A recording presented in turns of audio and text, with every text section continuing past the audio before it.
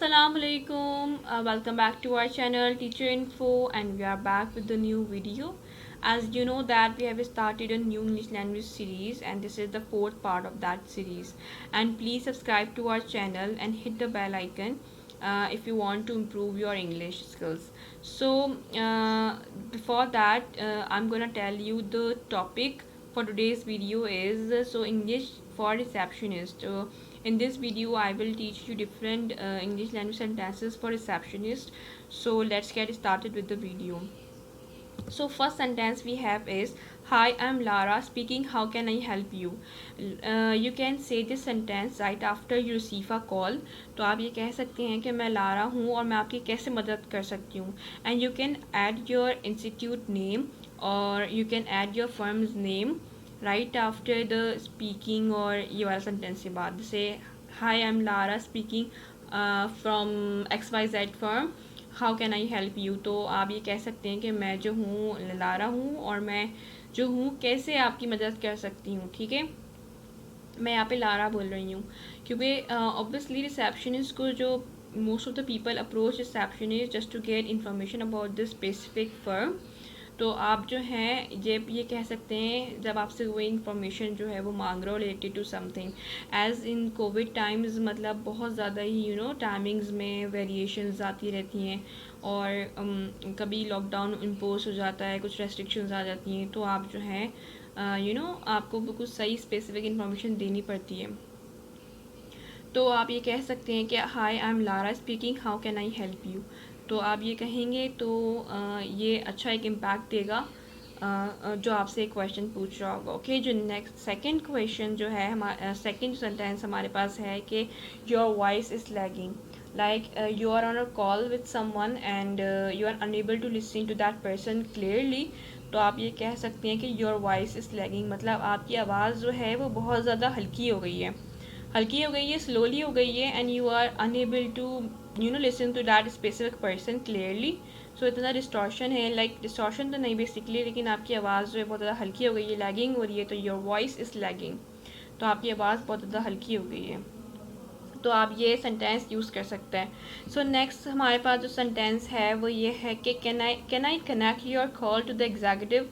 तो अगर if someone asking you about something and you don't know about that thing, तो आप ये कह सकती हैं कि can I connect your call to the executive because you don't know that thing. So आप चाहते हैं कि आपको जो इन्फॉर्मेशन जो बंदा आपसे पूछ रहा है, तो आप जो हैं वो ये कह सकते हैं कि मैं आपकी can I connect your call to the executive, क्या मैं आपकी कॉल जो हूँ एग्जीक्यूटिव से कनेक्ट कर सकती हूँ because there are so much extensions बहुत ज़्यादा. तो आप जो है वहाँ पे कॉल्स जो हैं वो कनेक्ट होती रहती हैं आपस में. तो आप ये कह सकते हैं कि can I connect your call to the executive, मैं आपकी कॉल जो हूँ कनेक्ट कर दूँ एग्जीक्यूटिव से, मैनेजर से या सुपरवाइज़र से, कुछ भी हो सकता है. और अगर कोई बात भी करना चाह रहा है कि मुझे मेरी कॉल प्लीज़ कनेक्ट कर दें टू द कंसर्न पर्सन, तो आप जो हैं ये सेंटेंस यूज़ कर सकते हैं कि can I connect your call to the executive, right.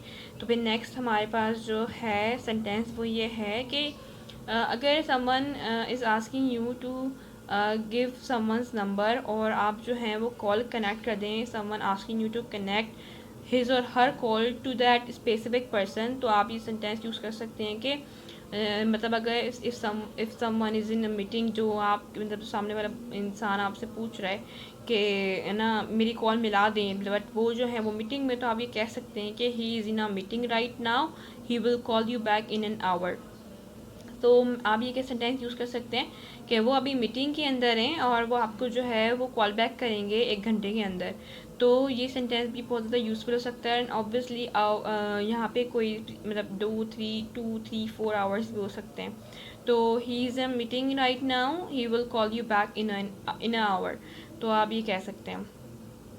तो ये भी बहुत यूज़फुल सेंटेंस होगा क्योंकि मोस्ट ऑफ द सिचुएशन हम ऐसे फेस करते हैं जिसमें someone is asking you to connect his और her call to the manager और supervisor just to get some information from them. तो आप ये सेंटेंस कह सकते हैं कि वो he is in a meeting right now, वो आपको कॉल बैक करेंगे 1 आध घंटे के अंदर, राइट. तो फिर जो हमारे पास नेक्स्ट हमारा जो सेंटेंस है वो ये है कि she is out for the lunch. I will give your message to him. Like आपको किसी ने मैसेज दे दिया है टू दैट कंसर्न पर्सन, और आप ये कहें मतलब if someone is out for the dinner और लंच, तो आप ये कह सकते हैं कि ही और she is out for the lunch, और मैं आपने जो मुझे मैसेज दिया है कि उनको कॉल बैक करें या फिर आपसे मीटिंग रखें आफ्टर 4 o'clock और समथिंग, तो आप जो है वो कह दें कि अभी तो वो she is out for the lunch, और वो आपको मैसेज करेंगे। आपका जो मैसेज है मैं उन तक पहुंचा दूंगी। तो she is out for the lunch, I will give your message to him. तो आप ये सेंटेंस यूज़ कर सकते हैं फ्रिक्वेंटली, बिकॉज ये बहुत ज़्यादा एक यूनिक और एक इजी सेंटेंस है जो आप कह सकते हैं अपनी डेली रूटीन के अंदर। तो जो हमारे पास नेक्स्ट जो हमारा सेंटेंस है वो ये है कि can you repeat what you just have said और एक्सप्लेन्ड। तो दोबारा मैं रिपीट कर देती हूँ, can you repeat what you just have said और एक्सप्लेन्ड। मतलब किसी ने आपको कोई बात बताई है which is very important and you want them to repeat that thing, तो आप ये कह सकते हैं कि कैन यू रिपीट, जो आपने अभी अभी कहा है या आपने एक्सप्लेन किया है तो आप दोबारा एक्सप्लेन कर सकते हैं या दोबारा आप कह सकते हैं कि इस बात को, क्योंकि मैंने जो है वो नहीं सुनी आपकी बात, because there is some distortion. तो या फिर आपकी वॉइस जो इतनी लैग हो गई थी कि मुझे आपकी आवाज़ नहीं आई, तो आप ये कह सकते हैं कि can you repeat what you just have said और एक्सप्लेन्ड। सो ये भी एक सेंटेंस है जो मतलब आप बहुत ज़्यादा यूज़ कर सकते हैं। तो नेक्स्ट जो हमारे पास है, अच्छा ज़रूरी नहीं है कि जो सेंटेंसेस आपको मैं अभी पढ़ा रही हूँ उसके ये जो है वो रिसेप्शनिस्ट के लिए ही यूज़ हो। Obviously this video is for the receptionist, but अगर आपका कोई कनेक्ट हो रहा है, आपका मतलब आपकी सिचुएशन जो सर्कमस्टेंसेस हैं वो आपके इससे कनेक्ट हो रहे हैं, तो आप ये सेंटेंसेस भी अपने यूज़ कर सकते हैं जहाँ आप इसको यूज़ करना चाहते हैं। सो नेक्स्ट जो हमारे पास सेंटेंस है वो ये है कि our working hours were cut short due to amid increase in corona virus cases.